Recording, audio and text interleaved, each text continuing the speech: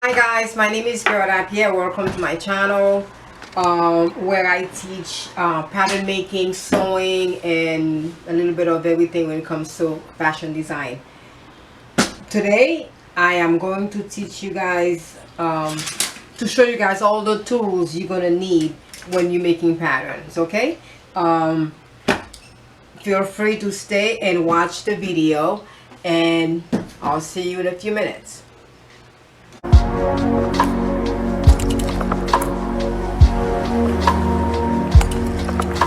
Okay, once you have your ideas on paper, what you do, then you're gonna start making your pattern. So before you start making your pattern pieces, you're gonna need all your tools. Number one, it varies. I'm just gonna go from 1, 2, 3, 4, 5, but doesn't necessarily have to be the exact order. So first, I love to have my French curve rulers around, and I have different sizes. I always have to have them around on, put them aside. Then I have my armhole ruler. You see, it shapes like an armhole. Okay, I have this ruler. Then next one is my curve ruler, my hip curve ruler. As you can see, it has the shape of it. If I place it like that, you see how it, if you're gonna do like a pencil skirt, this ruler is the best ruler to use, which is the hip curve. And then we also have another hip curve ruler as well, different shape, and you can also use it for armhole depending on the shape. You can use that for different kind of shapes. And we also have the L-shape ruler for different variations of lines.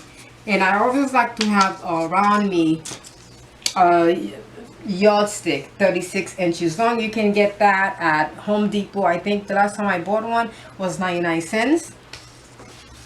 In case you're doing a long line, like let's see, a evening gown, because you're going to need a long ruler to actually to use. And this is another L shape, which is shorter, convenient if you're using if you're making a short pattern. Another ruler that you must have is your see-through ruler. They come in different shapes, different style actually. So mine, I've had it for a long time, so I can hardly see the you know, it comes in square and inches and 1/4 of an inch and 1/8 of an inch and so forth. I have a couple of those. They come in green, and all these rulers you can find them on Amazon or any other stores. And another ruler, pattern ruler that I like to have is the flexible one.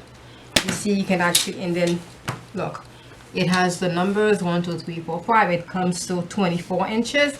Then you can actually place it around in case you're doing what type of pattern you're making, and you can actually place it around. It's flexible. You see, you can actually move it, fold it, and so forth. It's always good to have one. And see, I have another L-shaped ruler, which is very short. And the next thing you want to have a tracing wheel. You see, it's very sharp. Be very careful. So when you're actually making a pattern, if you're going to trace it over, you have to actually, you can use it and use the tracing wheel to actually, it comes back. Let me just show you guys a good demonstration. Let's say if I want to trace a line. So if I trace it, and then it comes on the other side. So that way you don't have to, it saves you time too. Then you want to have a stapler, because once you do your patterns, if it's 2 pieces, you can always staple the pieces together. Then you want to have Scotch tape. You also want to have next to you a tape dispenser, where you always have to have tape around in case you're making a pattern, and then you need to add an extra piece on the pattern, so you can always, you know, it will become in handy to actually connect 2 pieces together. Okay, now you want to have some weights. All right. especially when you're using oak type paper, so that way you can place it on so that it stays flat. This is another type of plate that I have, and they actually have like small round ones, which I don't have right now to show you, but you can use any weights around your house. There's plenty of things in your house where you can actually use as weights. Okay, and pencils, that these are must have, because otherwise if you don't have pencils you won't be able to do any marking, any writing. And markers, for you can use the markers to do the grain line, and you also to write down the definition, not definition, the meaning of all the pattern pieces. Okay, like this one says basic back skirt, size 2, cut 2, self, and so forth. Okay, the instruction on all the pattern pieces. And then for you have a blue, you have a black, blue, and red to mark. Let's see, I'm going to show you guys the red one. So this is my dot, so I'm going to circle it in red. I circle it in red, so whoever's cutting the pattern, they know it's the end of the dot. Okay, and the blue marker, if you have lining, if you have lining pieces for your pattern, so instead of writing it in black marker, you write it in blue. So whoever's cutting your pattern pieces, they know, oh, if it's the blue writing, it is for these are the lining pieces. Okay, and of course you're gonna need eraser, an eraser. So in case you make any, let me show you, in case you make any mistakes or any wrong lines, you can actually just use the eraser to erase the lines that you don't need. Like for instance, like this, these lines I don't need, so I'm going to use my eraser, and that way you don't get confused. Because sometimes when you're making patterns, and if you don't remove some of the lines that are not necessary, that are not needed, and then a day or two later you get back to the pattern pieces like, oh my god, what is this line? So I always like to encourage my students to actually, whatever line you don't need, just erase these lines. Okay, erase them. And something very crucial, that a tool that is very crucial you need is, it's called a notcher.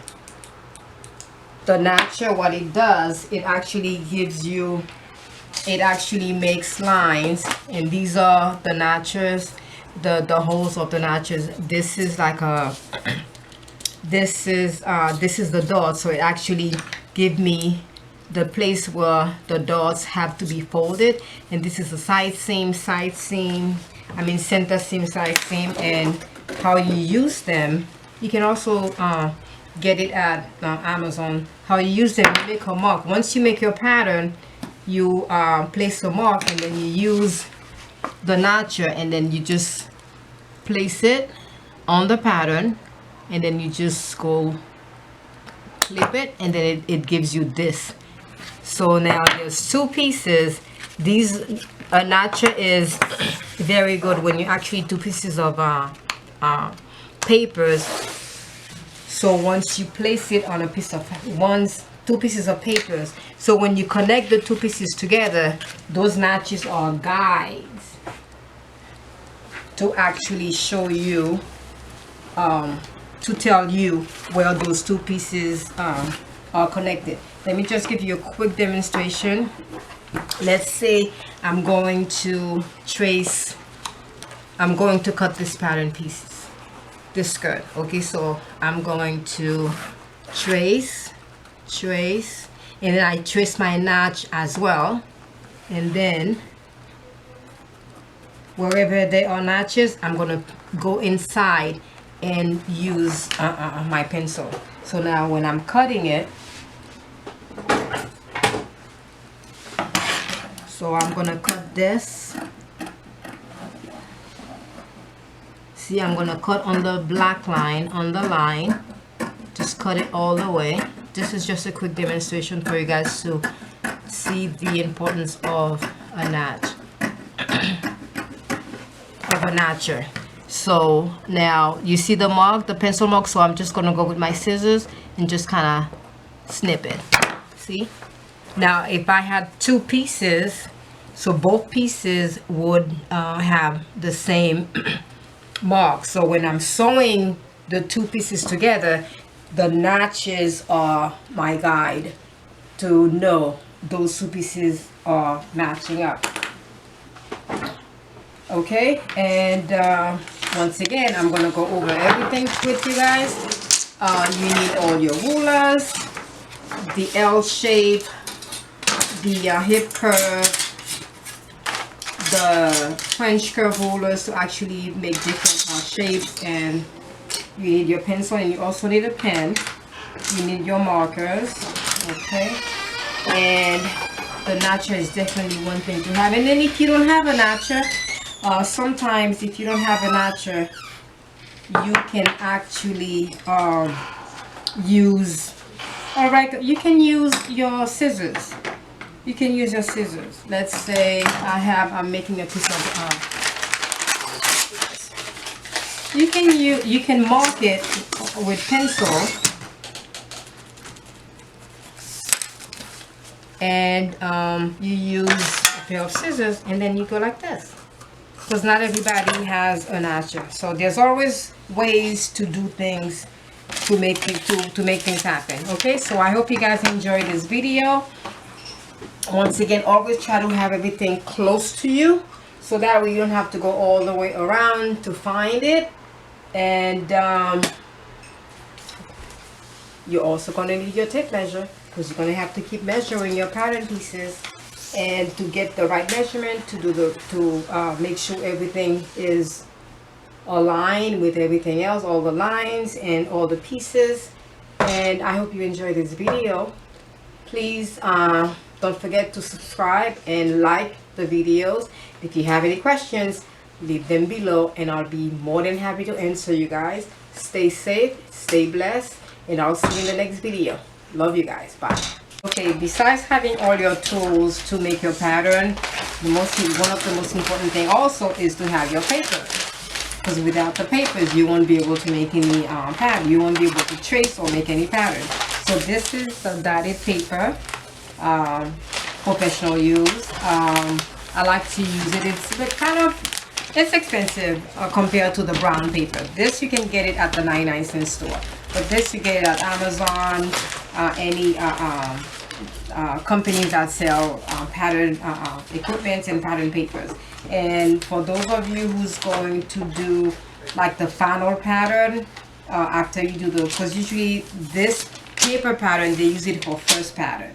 Once everything is done, everything is clean, corrections have been made on the patterns, then they go and use the oak tag paper.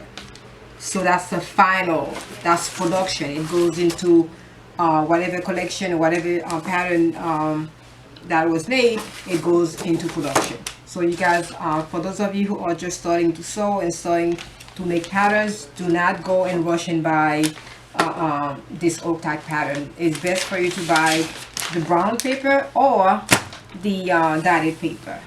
Okay. And sometimes if I'm around someplace and I'm making a pattern, then I don't have any of these, I use newspaper patterns. Use whatever you have. Or I can also use muslin. I also use muslin fabric to actually make my pattern. Okay, so it was a pleasure.